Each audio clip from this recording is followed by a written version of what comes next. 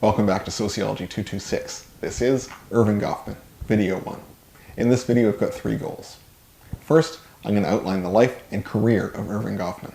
Next, I'm going to explore Goffman's sociological approach, looking to his first book, The Presentation of Self in Everyday Life. Then, I'll compare the work of Goffman to the big 3, Marx, Durkheim, and Weber. This will get you ready to do the readings. Let's do it. Erving Goffman was Canadian, born in Alberta. Goffman did his undergraduate degree at the University of Toronto, before doing an MA and PhD at the University of Chicago. For 10 years, from 1958 to 1968, Goffman taught at the University of California, Berkeley, before moving to the University of Pennsylvania. He died in 1983, serving very briefly as the president of the American Sociological Association. It is usually required that someone who takes on one of these positions has to give an initial address. Goffman's, called The Interaction Order, delivered in 1982, had to be read by somebody else, due to his illness at the time. It is very much worth reading. They say Goffman was quite the character. A story I had heard about him was that he was unable, despite trying, to get a professor job where he didn't have to teach and instead focus on his research. So he was faced with large classes, especially since he was a celebrity. We still use his concepts today, particularly stigma. Goffman would constantly adjust the course syllabus to make his students drop the class because of too much work or uncertainty and bring it down to a manageable size. He also gives a master class in how not to write. In his longer pieces, almost always collections of essays, Goffman will start out with no clear introduction, rather simply some random observation, and will start defining terms without telling you why he's defining them, and then only once you are 95% of the way through do you really get a good idea of whatever he's talking about. Maybe you used to be able to get away with writing like that, but you can't really now. I've assigned a short contained piece alongside Stigma, rather than one of his brilliant yet winding essays. Let's look at Goffman's sociological approach.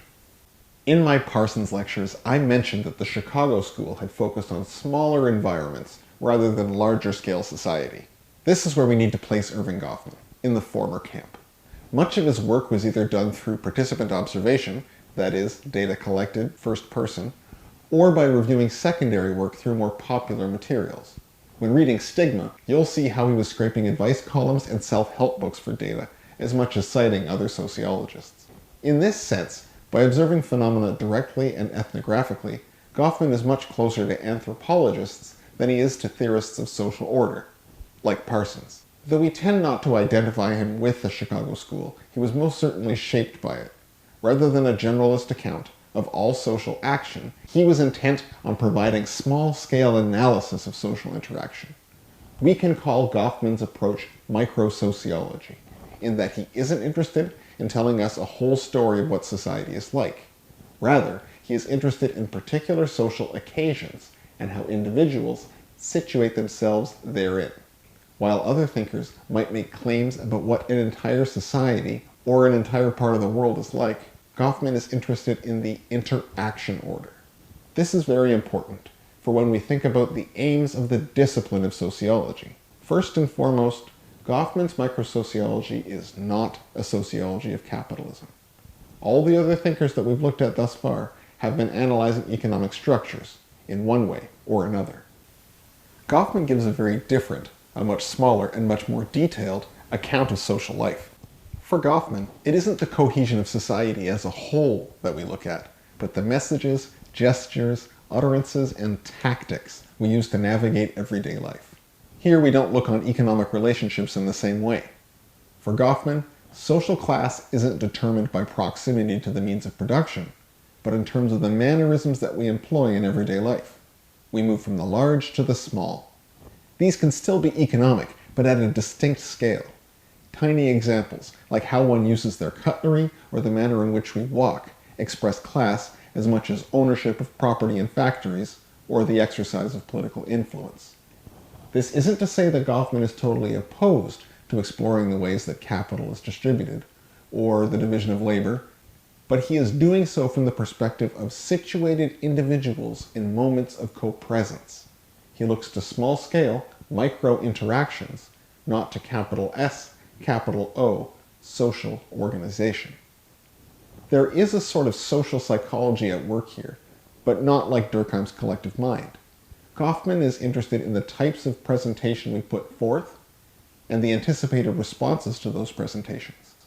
Here we find what makes us who we are. In these two videos, I'd like to look to three of Goffman's major works: The Presentation of Self in Everyday Life, Stigma, and Asylums. I'll look to the first of these in this video, and the other two in the next.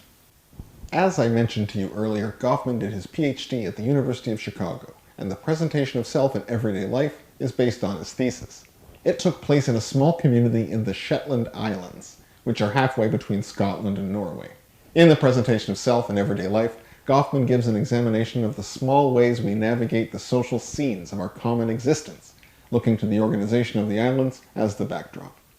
We can call this approach dramaturgical to describe everyday life as one would approach a stage, with players, props, and roles to be played out in interaction with one another. In the drama of everyday life, we are always actors and reactors, where we present ourselves to others as an active audience. Here we see that Goffman's focus is on the roles and manners which we adopt in performing with fellow interactants. The scenes he is interested in are small, customary engagements, which we attend to in ritual fashion, like holding a door open for someone or saying hello to the mail carrier. Two key concepts here are fronts and impression management. In the book, Goffman uses front in reference to the generally stable aspects of a fellow performer's situation that we use while interacting with them. An excellent example of this would be one's rank in their occupation. The form interaction will take is significantly influenced by the relative social position that interactants have. The classic example here is military rank. These ranks serve as the social front that structures the behavioral expectations that various members of the military possess in relation to one another. Not only do rank expectations shape who has to follow whose orders, but they also have deeper interpersonal consequences. In the military, you need to keep your hair in order at all times. I have a friend who's in the Canadian Forces who teaches at RMC. He always keeps his hair extra short off his ears, because not only is it part of the rules, but the last thing he wants is for one of his subordinates to give him grief over the state of his hair. Not only does he possess a rank, but he also aims to maintain it socially. Goffman says that we mostly inherit fronts. They are for the most part pre-established, yet the manner in which we act around these fronts is the basis of his sociology. So his is a sociology not only of social roles, but of social role playing. This is the dramaturgical nature of everyday life. The important thing for us to understand here is that the interaction order is a constant negotiation, and how we produce ourselves is a performance, in relation to others doing the same. Thus, the definition of performance, which I have provided to you on the slide. I want to make sure you get the Goffman Fundamentals down. Let's explore them before we turn to some examples. Goffman is interested in face-to-face moments of co-presence. Of course, these face-to-face moments take place in wider social settings, economies, institutions, whatever. But in each case, the intent is to demonstrate how face-to-face actors incorporate their lives and their self-presentations into this setting. So perhaps we can talk about social facts or modes of production, etc., but we talk about these things to explicate the little ways we perform in everyday life. A ride in an elevator can tell you just as much about the nature of social order as immigration statistics, in this view. Again, Goffman's focus is on institutionally situated co-presence. This is the space of microsociology. Again, I want to emphasize Goffman's focus on ritual. Just as one goes to church and performs ceremonial action to worship, Goffman says we perform similar rituals throughout our everyday navigation of the world. We act in a ritual manner as we hold out a door for a person, or stand in line to order a coffee. These are all tiny moments of self-presentation and posturing. We do them like 50 times a day. These moments are ethical insofar as they involve self-presentation and reciprocation by another person.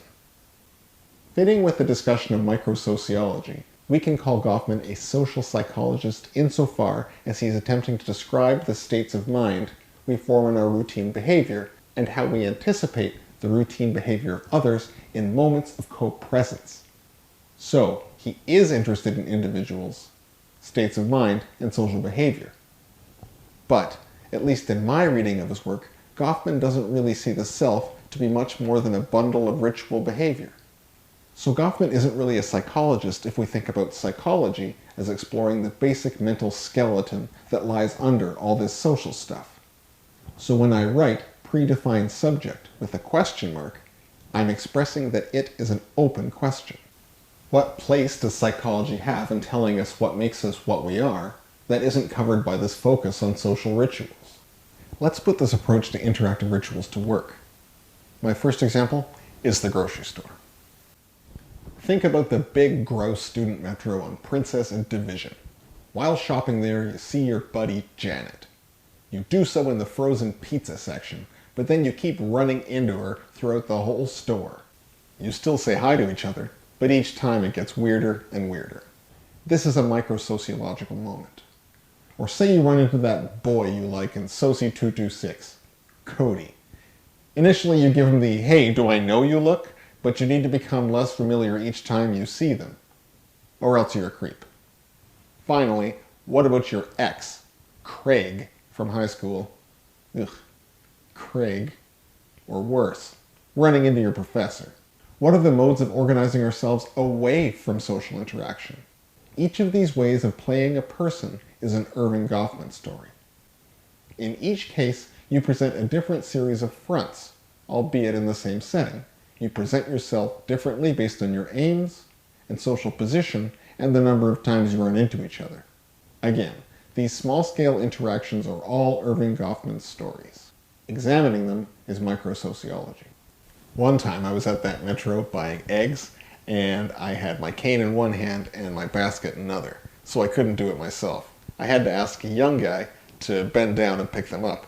While he was giving them to me, he realized I hadn't checked them yet and sort of bent down and presented them to me like a gift. That was weird. Next, I'll pick on Tommy's. You know, Tommy's, the diner just across the street. You ate your toast-free keto breakfast and you've got to pay. What's that moment like in Erving Goffman's view? You asked for the check and nobody has cash anymore because, ew, physical currency. Then you make awkward small talk with the server over the debit machine. And if you're a server, you find something to do nearby so you don't get hit on by the drunk dudes, etc. Not only do we play a part here, but we also play particular gender roles and deploy norms as we do it.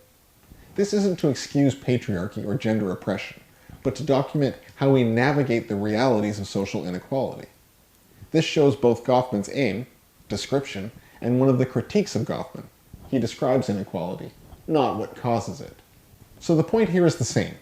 We are always playing a part in the great drama of everyday life, and these are Erving Goffman's stories. I want to look to the big three to get some contrast, starting with Marx. Goffman's focus is on the interpersonal conduct that makes up everyday life. Marx could not care less. Karl Marx is a materialist and Erving Goffman is not. That isn't to say that Goffman doesn't care about materials, they are the props of everyday life, but this is very distinct from Marxist political economy. This doesn't give much consideration to the individual worker, since work takes away from the essence of the worker, insofar as Marx addresses alienation. In this sense, Marx's work is impersonal because it suggests individual motivations are derivative of collective life. Goffman tells this story the other way around. Insofar as we consider economic structures to be those relating to material wealth, or the production of goods, etc., then again, not a whole lot going on here that Goffman cares about. But he is very interested in how social class is made evident. How do we dress, speak, and display our social status? Again, the difference here is how class is performed, rather than its role in the overall social order. For Marx and Engels, material relations shape our ideas of who we are. For Goffman, the story is different. Yes, we are placed in an institutional setting, a job, a classroom, an asylum, and these material settings will shape, ultimately, the way that we perform particular images of ourselves and others. But that is not the end of the story.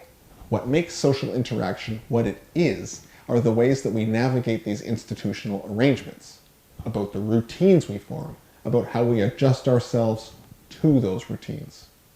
Part of this is a material story, but that's just like describing a play by describing the set. There's so much more to it than simply the material base. Goffman's work is closest to that of Durkheim, in a sense. Let me explain. Durkheim is interested in the moral attachments that shape our behavior in relation to others. In this sense, Goffman and Durkheim are doing the same thing, but only sort of. Durkheim's interest is in exploring how social facts, exerting a force at the level of society, restrict our behavior. Consider the law. Durkheim is interested in how laws promote solidarity. Goffman, by contrast, is more interested in how we act in and around the law. Bribery is against the law, but how do you ask for a bribe without asking for a bribe? This is microsociology. If the nature of social interaction is different, there is also a different scope of social interaction. For Durkheim, interaction in the form of solidarity is established at the level of an entire society, an order of its own kind. For Goffman, the story is different. Is there a forever and eternal story about the ways societies are organized? Perhaps. Is it interesting? Not really. Social order, as an interpersonally performed thing, happens at every moment of the day. We don't have to look at population statistics to find it. You can see it while people ride the bus. Yes, there are collective laws that bind people together. The bus driver has to drive on one side of the road. But consider a scenario when somebody gets on the bus, an elderly passenger. How do people vacate seats? How do you react to somebody who offers you a seat on the bus? These are Erving Goffman stories. Finally, your favorite, Max Weber. Weber and Goffman share a common focus on the individual. Weber's interest, as we discussed in class, is to give an interpretive framework such that we can locate particular psychological states in their social, economic, and historical context. This was the point of the Protestant ethic. The focus is ultimately on the individual choices people make in context. In this case, on the relationship to work and faith. Goffman's approach is also individualistic in that he's focusing on the choices people make, but he's interested in co-presence, the choices two individuals make together in and amongst the everyday encounter. The register is different. The biggest difference between Weber and Goffman is clearly on the place of history. For Weber, the essence of social science is effectively historical, finding the institutional arrangements that caused people to act the way they did. His method is to locate the causes for action in an interpretive framework in their historical context. In this sense, he's similar to Marx. Goffman, however, doesn't deal with history in the least. Yes, there's a historical background that caused these two particular people to enter into this institution.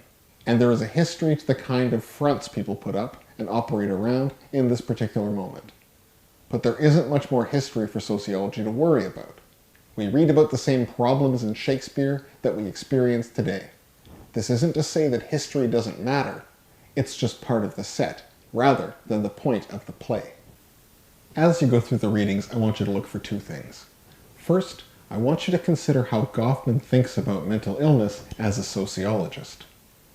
Next, I want you to consider how Goffman thinks about stigma, not simply as a mark of difference, but also in terms of interpersonal interaction.